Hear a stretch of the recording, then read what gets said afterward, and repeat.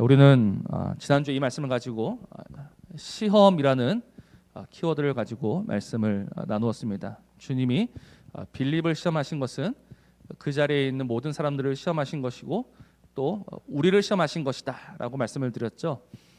그 시험의 내용이 무엇이었습니까? 주님의 질문, 우리가 어디에서 떡을 사서 이 사람들을 먹이겠느냐라는 이 시험은 결국 우리의 어리석음과 우리의 믿음 없음을 나타내기 위한 시험이라는 겁니다. 우리가 정말 주님을 잘 아는 것 같고 우리가 주님을 잘 믿는 것 같지만 그러나 우리는 빌립처럼 또 그 5천 명들처럼 여전히 주님을 잘 모르고 주님을 잘 믿지 못한다는 겁니다. 그래서 우리가 라고 할 때는 이 우리가는 어떤 의미입니까? 주님과 내가 함께 해야 한다는 것이죠. 근데 빌립은 어떻게 했습니까? 빌립은 혼자서 생각하고 혼자서 계산합니다. 혼자서 생각하고 혼자서 계산하니까 결론이 뭐였습니까? 돈이 없어서 못합니다 라는 결론에 이르고 말죠. 우리가 똑같은 실수를 반복합니다. 우리도 내게 능력 주시는 자 안에서 그가 나에게 주시는 모든 힘과 은혜와 능력을 공급받아서 살아가야 하는데 우리도 너무나 자주 너무나 쉽게 주님 없이 그냥 내 힘만 가지고 살아가려다 보니 늘 이게 없어서 못합니다, 저기 없어서 못합니다 라고 말하고 있다는 겁니다. 그래서 우리는 이 시험을 통과하려면 언제나 정말 내게 능력 주시는 분이 나와 함께 하심을 믿어야 하는 겁니다. 또 우리의 믿음 없음이 무엇이었습니까? 주님은 어디서? 라고 물으셨죠. 이 어디서라는 질문은 그 빌립의 고향 벳세다가 아니다라고 말씀을 드렸습니다. 어디입니까? 저 위에서부터. 모든 좋은 것은 위에서부터. 그래서 주님은 날마다 우리에게 저 위를 보라고 하시는데 우리는 날마다 땅을 보고 내 손만 봅니다.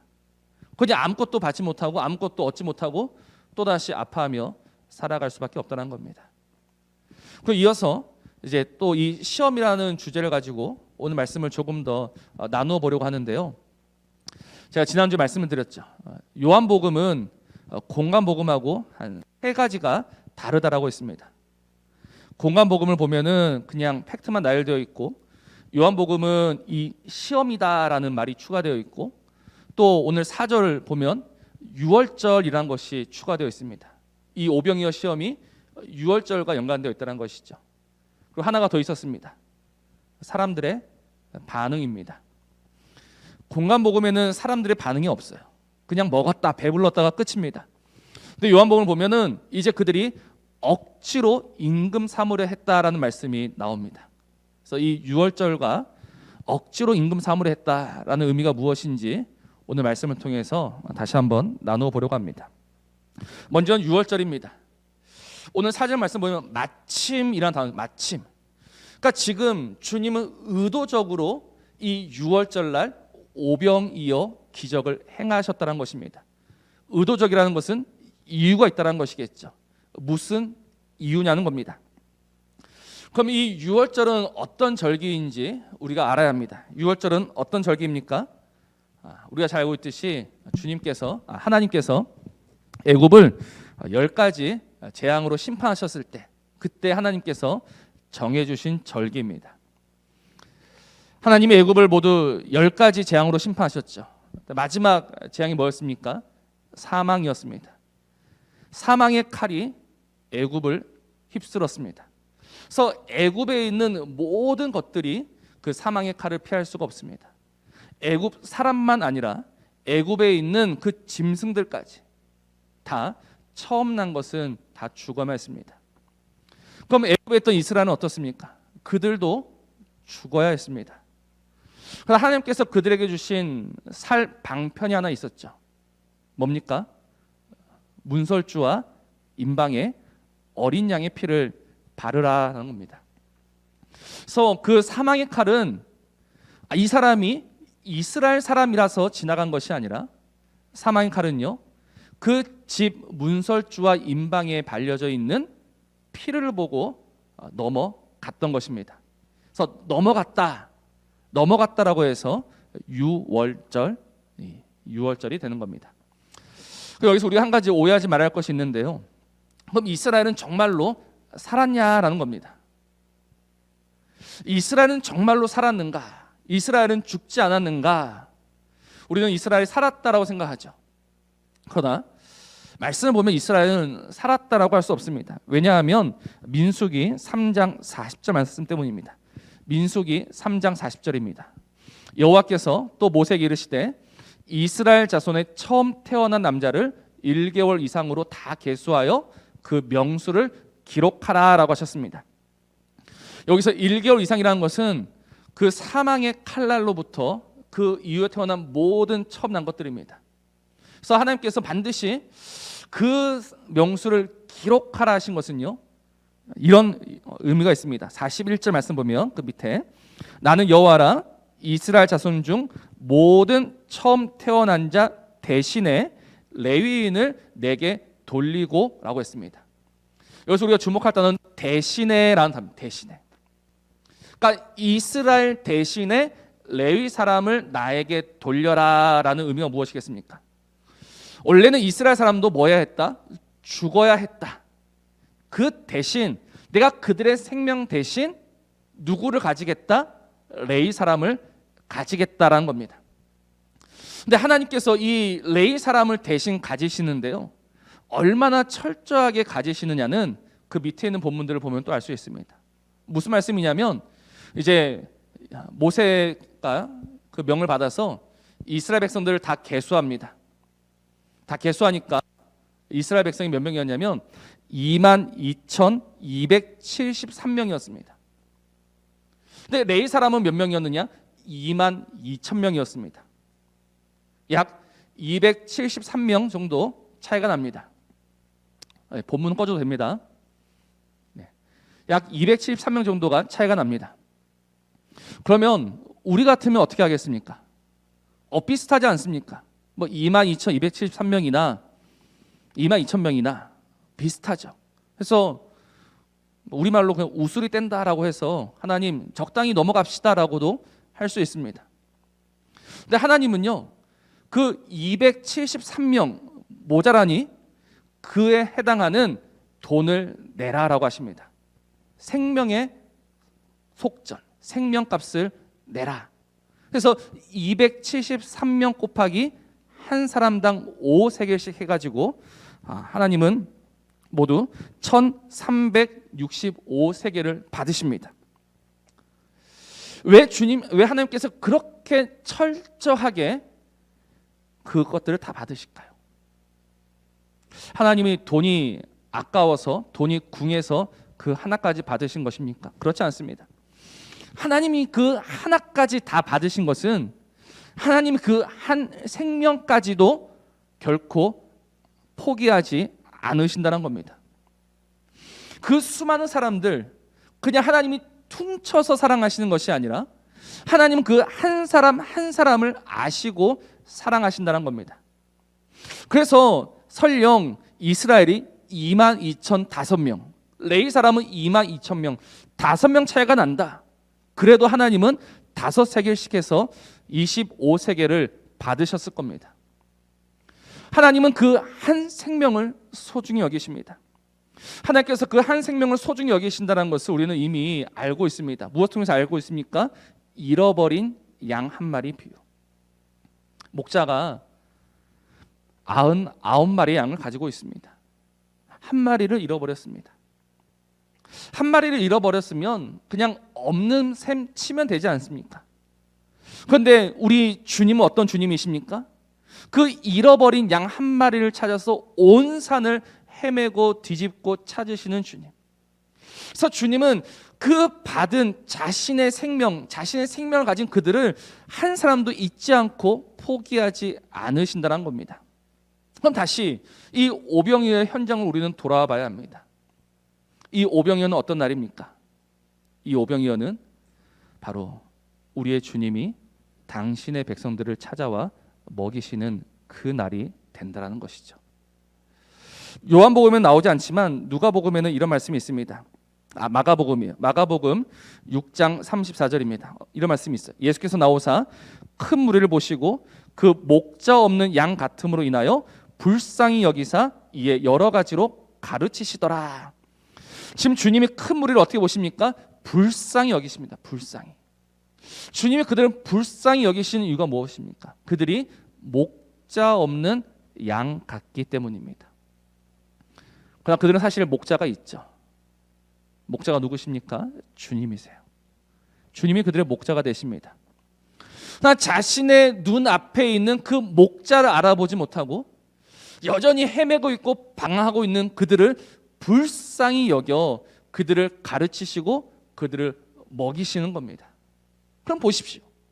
지금 그 주님께서, 그 주인 되시는 예수님께서 찾아와서 그들을 먹이시고 그들을 가르치신다면 이제는 그들의 눈이 열려야 할 것입니다. 이제는 그들이 마땅히 보아야 할 것입니다. 아, 저분이 나의 주인이었구나. 저분이 나의 생명의 주인이었구나. 나를 잊지 않고 나를 찾아와 나를 먹이시는구나. 그들의 눈이 열려야 합니다. 그러나 문제가 무엇입니까? 깨닫는 자가 없다는 겁니다. 보는 자가 없다는 겁니다. 여전히 그 생명의 주가 되시는 그분이 오셔서 다시금 우리를 먹이시고 우리를 일으키고자 하시는데 아무도 깨닫는 자가 없습니다. 아무도 깨닫지 못했다는 것이 무슨 의미냐면 15절 말씀에 그들이 억지로 임금 삼으려 했다라는 것입니다. 이 억지로 임금 삼다는 말이 무슨 말인가? 내가 억지로 임금을 삼는다는 말은 다시 말해서 내가 언제든지 그 임금을 끌어내릴 수 있다는 말이 되는 겁니다. 왜요? 내가 임금을 만들어줬으니 내가 임금을 끌어내릴 수도 있다는 것이죠. 이게 정말로 무섭고 두려운 말이다라는 겁니다. 사랑하는 성도 여러분, 하나님은 우리의 주가 되십니다. 한번 잘 생각해 보십시오. 내가 선택해서 내가 결정해서 그분이 나의 주가 되신 것입니까? 아니면 그분이 친히 나를 선택해서 나의 주인이 되신 것입니까? 그게 그 말인 것 같지만요, 전혀 다른 말입니다. 내가 그분을 나의 왕 삼은 것이 아닙니다. 내가 그분을 왕 시켜준 것이 아닙니다. 그분이 오시어 그분의 모든 사랑과 자비와 긍휼로 나를 그 생명값을 지불하여 사시고 나의 주가 되신 것이지 내가 그분을 왕 삼은 것이 아니다라는 겁니다. 하나님은 언제나 지존자이십니다. 우리도 오늘도 그 지존자 앞에 굴복함으로 그분의 왕되심을 선포하여 나아가는 것이죠.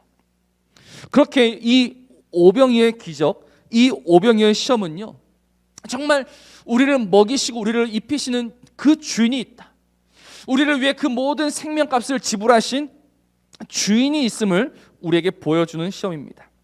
우리를 불쌍히 여기고 우리를 긍휼히 여기며 정말 우리를 살리며 우리를 위해 그 모든 생명값을 지불해 주신 그 주인이 있음을 이제는 좀 알라라는 것입니다.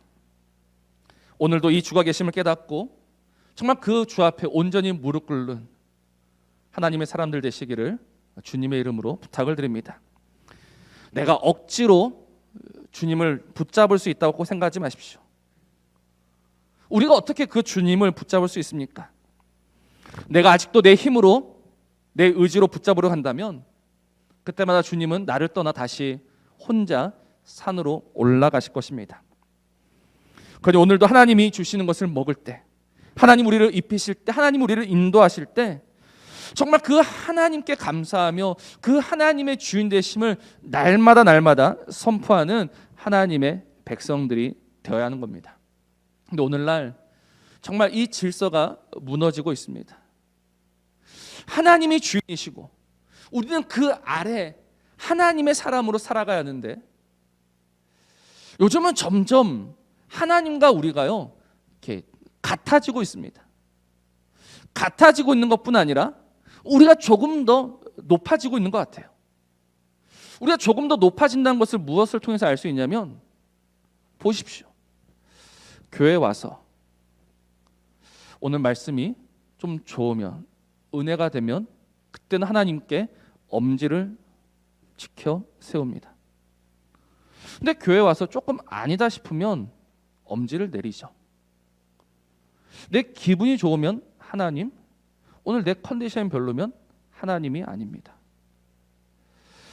내가 기쁘고 즐겁고 행복하며 하나님 최고라고 말하지만 나 좀 아니다 싶으면, 일이 좀 꼬인다 싶으면 우리는 어느새 하나님을 하나님 아닌 것으로 취급하며 살아가고 있다는 것이죠. 이게 얼마나 두려운 것입니까? 이게 얼마나 무서운 일입니까? 이게 얼마나 오만방자한 일입니까? 사랑하는 성도 여러분, 하나님은 하나님이십니다. 하나님이 하나님이시다는 것은요, 언제나 그분이 결정권자요, 언제나 그분이 가장 높으신 분이요, 언제나 그분이 영광을 받으셔야 한다는 겁니다. 그래서 정말 그분을 찬양할 때가 언제인 줄 아십니까? 내 마음이 찢어질 때입니다. 내 마음이 괴로울 때입니다. 내 마음이 도저히 찬양할 수 없을 때, 그때 하나님을 찬양한다면 그것이야말로 하나님의 왕되심을 인정한 겁니다. 입을 떼기가 싫습니다. 하나님, 지금 내 마음이 정말 괴롭습니다. 하나님, 정말 실망입니다. 하나님, 어떻게 나한테 이러실 수 있습니까? 라는 말이 목구멍까지 쳐 올라온다 하더라도 그냥 그때 잠잠히 감사하고 기도하고 찬송하는 것, 그게 바로 하나님의 왕되심을 인정하는 백성들의 마음이요, 백성들의 모습이라는 것입니다. 정말 이 백성들 되기를 주님의 이름으로 부탁을 드립니다. 오늘도 주님, 우리를 이 빈들에 모아서 우리를 먹이실 때, 우리를 입히실 때, 이제 내가 너의 주인이다라고 말씀하실 때 그 주 앞에 나아가 그 주를 즐거워하며 그 주를 송축하며, 비가 오나 눈이 오나 기쁠 때나 슬플 때나 언제나 하나님을 높이는 그런 사람들 되시기를 주님의 이름으로 부탁을 드립니다. 오늘 말씀에서 우리가 또 하나 볼 것은, 이 유월절은 의미가 하나가 더 있다는 겁니다. 하나님께서 이제 유월절 절기를 주셨습니다. 그래서 어린 양의 피를 발라라라고 말씀하셨죠. 근데 어린 양의 피를 바르는 것 말고도 한 가지 명령을 더 주셨습니다. 그것이 무엇이냐면 출애굽기 12장 11절 말씀입니다. 출애굽기 12장 11절 말씀 보면, 너희는 그것을 이렇게 먹을지니 허리에 띠를 띠고 발에 신을 신고 손에 지팡이를 잡고 급히 먹으라. 이것이 여호와의 유월절이니라. 너희는 그것이 뭐냐면 딱딱한 빵, 무교병과 쓴 나물입니다. 그것을 허리에 띠를 띠고 발에 신을 신고 손에 지팡이를 잡고 어떻게 먹어라? 급히 먹어라라는 명령을 주셨습니다. 그러면 이 유월절은 어떤 절기냐? 급히 떠나야 하는 절기라는 겁니다. 그래서 이 유월절을 또 뭐라고도 부릅니까? 무교절이라고. 무교절, 누룩이 없는 빵을 먹는 날입니다. 떡을 먹는 날입니다. 왜 누룩이 없는 떡을 먹습니까? 발효, 우리가 빵을 이제 부드러운 빵을 먹으려면 빵이 발효가 되어야 됩니다. 근데 발효하려면 누룩을 넣어야 되는데 누룩을 넣자마자 발효가 됩니까? 시간이 필요하죠. 그래서 맛있는 거 먹으려고 기다려야 합니다. 근데 지금 손에 지팡이를 잡고 있습니다. 발에는 신을 신고 있습니다. 허리에는 띠를 메고 있습니다. 이제는 출발해야 합니다. 근데 어떻게 그 빵을 발효될 때까지 기다릴 수 있습니까? 그래서 처음부터 누룩 없는 빵, 누룩 없는 떡을 먹어라. 그래서 만일 너희 가운데 그 누룩이 보인다면 내가 너희들을 끊을 것이다 라는 말씀까지 주십니다. 그래서 이 유월절은요, 급히 떠나야 하는 절기입니다. 근데 오늘 이 급히 떠나야 한다는 것이 오병이어 기적과 어떤 연관이 있느냐 한번 보십시오. 지금 주님께서 그 보리떡과 물고기를 우리에게 주시어 우리를 먹이십니다. 그렇게 우리를 먹이신다는 것은 이제 너희들이 배 부르면 다시금 너희들이 가야 할 곳으로 가라라는 것입니다. 근데 그것을 먹은 자들이 뭐하고 있습니까? 가지 않고 남아서 억지로 임금 삼아 그 자리에 눌러 앉으란다는 것입니다. 이게 바로 우리의 어리석음이죠. 주님께서 우리를 먹이신다면 왜 먹이셨을까? 이제는 무엇을 해야 할까를 고민해야 하거늘 그거에 대한 고민이 없다는 겁니다. 우리 날마다 뭐만 고민합니까? 어떻게 하면 배가 부를 수 있을까? 이 하나만 고민하고 이 하나만 해결되면 그것이 전부인 줄로 아는 거예요. 근데 그게 아니다라는 것이죠. 한번 보십시오. 오늘 저와 여러분들은요, 구원받았습니다. 우리는 구원받았어요. 그럼 이 구원받았다라는 것이 도대체 무엇을 의미할까요? 죄송한 말씀이지만 정말 이 교회 다니신 분들 가운데 열의 7, 8은 구원받은 것이 무엇입니까? 라고 질문을 받는다면 죽어서 천국 가는 겁니다 라고 대답하실 것 같습니다. 구원이 무엇이냐? 죽어서 천국 가는 겁니다. 그러나 죽어서 천국 가는 것, 그거는요, 정말 구원의 의미의 아주 작은 일부분에 지나지 않는다는 겁니다. 왜 하나님이 그 아들의 피로 우리를 구원하셨을까요? 왜 우리를 다시 살리셨습니까? 단순히 우리가 죽으면 천국 가게 하기 위해서? 절대 그렇지 않다는 겁니다. 만일 그렇다면 우리에게 굳이 이 어렵고 복잡한 성경을 주실 이유도 없습니다. 그냥 빨리빨리 죽여서 천국 데려가시면 됩니다. 근데 왜 우리의 이 생명을 연장시키면서까지 왜 우리를 구원받은 자로 불러 오늘도 하나님의 사람으로 살아가게 하시냐라는 겁니다. 그 이유가 무엇이겠습니까? 이제 구원받은 사람은요, 그 구원받은 자답게 해야 할 일이 있다는 겁니다. 요한복음 이제 이 오병이어 기적 뒤에 주님이 설명해 주시는데요. 요한복음 6장 27절입니다. 요한복음 6장 27절 이렇게 말씀하고 있죠. 썩을 양식을 위하여 일하지 말고 영생하도록 있는 양식을 위하여 하라. 이 양식은 인자가 너에게 주리니 인자는 아버지 하나님께서 인치신 잔이라라는 말씀입니다. 자, 보십시오. 썩을 양식을 위하여 일하지 말라. 이제는 무엇을 위해서 일해라? 영생하도록 있는 양식을 위해서 일해라. 이게 오병이어의 기적, 오병이어의 시험의 의미를 아는 자들의 삶의 방향입니다. 썩을 양식을 위해서 일하지 말고 영생하도록 있는 양식을 위해서 일해라. 근데 우리는 여기서 정말 헷갈립니다. 정말로 어렵습니다. 썩을 양식을 위해서 일하는 것이 무엇일까? 영생하도록 있는 양식은 또 무엇일까? 내가 회사에 가서 열심히 일해서 돈을 버는 것은 썩을 양식을 위한 겁니까? 아니면 영생을 위한 겁니까? 내가 오늘 열심히 공부하는 것은 썩을 양식을 위한 겁니까? 아니면 영생하는 양식을 위한 겁니까? 내가 교회에 나와서 기도하고 예배하고 찬송하는 것은 썩을 양식을 위한 겁니까? 아니면 영생하도록 있는 양식을 위한 겁니까? 도대체 어떤 기준으로 이것을 나누어야 합니까? 만일 내가 이 세상에서 열심히 일하고 돈 벌고 살아가는 것이 썩을 양식을 위하여 일하는 것이다 라고 한다면 우리는 어떻게 살아야 합니까? 세상과 등지고 살아야죠. 왜? 하나님이 하지 말라 하셨으니까. 정말 썩을 양식을 위해서 일하지 말라 하셨는데 썩을 양식이 돈 벌고 먹고 자는 것이라면 우리는 이 세상에서 뛰쳐나와야 합니다. 그러니 썩을 양식은 그런 것이 아니다라는 것이죠. 그럼 도대체 썩을 양식을 위한 것, 이것은 무엇입니까? 6장 27절 뒤에 6장 29절은 이렇게 말씀합니다. 6장 29절입니다. 예수께서 대답하여 이르시되 하나님께서 보내신 이를 믿는 것이 무엇이다? 하나님의 일이다. 여기도 이제 일이란 말입니다. 일. 그러니까 영생하도록 있는 양식을 위한 일과 하나님의 일은 같은 일입니다. 근데 그 일은 무엇이라고 합니까? 하나님께서 보내신 일을 믿는 것. 다시 말해서 예수를 믿는 것. 그러니까 지금 주님께서 영생하도록 있는 양식을 위해서 일해라라고 우리에게 말씀하시는데 그것은 무엇이다? 하나님이 보내신 예수 그리스도를 믿는 것이다라는 겁니다. 왜 그 하나님이 보내신 예수를 믿는 것이 우리의 영생을 위한 일이 될까요? 그것은 아무도 그 하나님을 믿지 않기 때문입니다.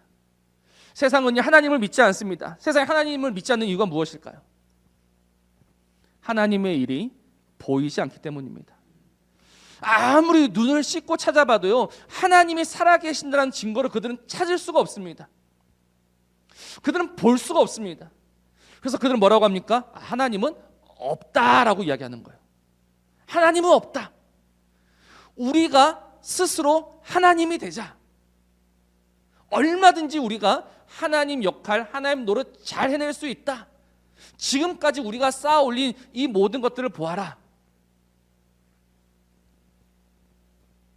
그러나 그때 그 세상의 일에 참여하지 않은 자들이 있습니다.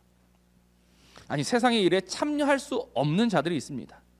누굴까요? 바로 저와 여러분입니다. 우리가 그 세상의 일에 참여하지 않는 이유가 무엇이냐면 그들은 보지 못하는, 그들은 깨닫지 못하는 하나님의 살아계심과 하나님의 일하심 우리는 보기 때문입니다. 그 하나님 일하심이 보이니 세상이 오늘도 하나님이 없다 하며 스스로 바벨탑을 쌓아가고 있을 때 우리는 거기에 참여할 수가 없는 겁니다. 우리는 오늘도 그 살아계신 하나님, 그 하나님의 역사를 바라며 그 하나님을 믿고 기다리며 오늘 이 자리에 서 있는 것, 이게 무엇이다? 하나님이 우리에게 명하신 일이다라는 겁니다. 하나님이 왜 우리를 먹이실까요? 하나님이 왜 우리를 친히 그렇게 먹여가면서 그 일에 세우실까요? 내가 책임진다라는 겁니다. 내가 반드시 너희들을 먹이겠다는 겁니다. 걱정하지 말아라. 너희들이 지금 그 썩을 양식을 위해서 일하지 않아도 너희들의 양식은 내 손에 있다. 내가 준다. 그러니 나를 믿고 그 자리에 서 있어라라는 겁니다. 오늘 우리에게 정말로 이 믿음이 있습니까? 우리는 정말 그 하나님을 신뢰함으로 오늘 이 자리에 서 있습니까? 우리는 곰곰이 생각해 보아야 합니다. 우리는 정말 진지하게 생각해 보아야 합니다. 왜냐하면 하나님을 믿는다 하면서 사실은 자신을 위할 때가 훨씬 더 많기 때문입니다. 대표적으로 누굴까요? 목사들입니다. 목사가 예배를 인도하고 설교하고 기도하고 찬송하는 것은 정말 영생하도록 있는 양식을 위한 것일까요? 이 질문에 정말 예라고 대답하고 싶지만 그럴 수가 없습니다. 우리는 우리의 마음을 정직하게 들여다봐야 합니다. 오늘 내가 하나님 나라를 세워가고 있는가? 아니면 그냥 이 세상이 정해놓은 기준, 정말 그 기준에 맞는 덩치 크고 힘있고 돈 많은 교회를 만들고자 하는 것인가? 만약 이 세상의 기준에 맞는 교회를 만들어 가고자 한다면요, 아무리 목사라 할지라도, 아무리 장로, 권사, 집사라 할지라도 그거는 썩을 양식을 위해서 일하는 겁니다. 그러니까 우리는 착각하면 안 됩니다. 내가 헌금하고 내가 헌신하고 내가 봉사하고 내가 이런 일들을 하는 것, 그것이 하나님의 그 일을 하는 것인지 아니면 여전히 내 만족과 내 자랑을 위해서 하는 것인지를 정확히 분별할 수 있어야 한다는 겁니다. 그래서 주님께서 오늘 오병이어의 시험에서 우리를 먹이시는 것은 여기가 아니다. 이제 너희들은 정말로 가야 할 곳이 있다. 떠나야 한다라고 우리에게 말씀하시는 거예요. 근데 오늘 이 오병이어의 시험에 있는 자도 어떻게 합니까? 갈 생각도 하지 않죠. 그냥 억지로 붙잡아 앉혀놓는 겁니다. 억지로 붙잡아 앉혀놓고 자신을 위한, 자신을 먹이는 그냥 떡과 고기 주는 기계로 예수님을 만들고 있다는 거예요. 정말 우리가 예수님을 믿습니까? 정말 우리가 예수님이 나의 주인이심을 믿습니까? 그러면 그분의 말씀 따라 우리는 나아가야 하는 겁니다. 우리는 얼마나 나아가고 있습니까? 우리는 나아가기는커녕 날마다 우리의 삶 속에 주님을 불러드립니다. 주님, 여길 보십시오. 주님, 내 모습을 보십시오. 지금 내 모습이 이래서야 되겠습니까? 라고 그 주님께 항의하고 있습니다. 다 오병이어의 시험에 실패한 자들의 모습입니다. 우리는 그렇게 사는 자들이 아닙니다. 오늘 내가 실패하고 내가 넘어져도 그러나 그것이 하나님께 영광이 되고 하나님 일이 높아진다면 그것으로 만족하고 그것으로 기뻐하는 자들이 정말 이 오병이어의 시험을 온전히 통과한 자들이라는 겁니다. 그래서 로마서 8장을 보십시오. 이렇게 말씀합니다. 로마서 8장 17절 말씀에 자녀이면 또한 상속자 곧 하나님의 상속자요 그리스도와 함께한 상속자니 우리가 그와 함께 영광을 받기 위하여 무엇도 함께 받으라 합니까? 고난도 함께 받아라. 로마서만 그런 것이 아닙니다. 디모데후서 1장 8절. 그러므로 너는 내가 우리 주를 증언함과 또는 주를 위하여 갇힌 자 된 나를 부끄러워하지 말고 오직 하나님의 능력을 따라 복음과 함께 뭐를 받아라? 고난을 받아라.